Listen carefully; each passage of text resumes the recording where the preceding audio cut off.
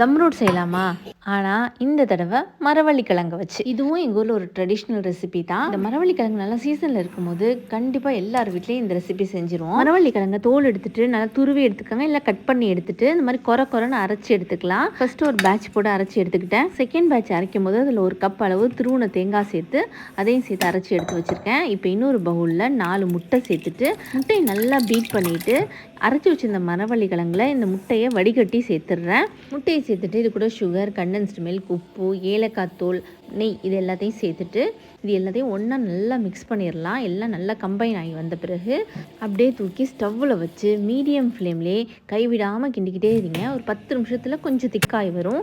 திக்காய் வந்த பிறகு எந்த டின்னில் பேக் பண்ண போகிறீங்களோ அதில் ஊற்றிட்டு 180 டிகிரி ப்ரீஹீட் பண்ண ஓவனில் 20லேருந்து 25 நிமிஷம் வரையும் வச்சு எடுங்க. வீடே அந்த மரவள்ளி கிழங்கு வாசத்தில் அட்டகாசமாக இருக்கும். சூடாக இருக்கும் போதே மேலே லேசாக நெய் ப்ரஷ் பண்ணிவிட்டு நல்லா ஆறுன பிறகு கட் பண்ணுங்கள். அந்த மரவள்ளி கிழங்கு வாசனை, அந்த நெய்யோட வாசனை அட்டகாசமாக இருக்கும். ட்ரை பண்ணி பார்த்துட்டு மறக்காமல் கமெண்ட் பண்ணுங்கள். மறக்காமல் சீசன் இருக்கும்போதே ட்ரை பண்ணிடுங்க. தேங்க்யூ.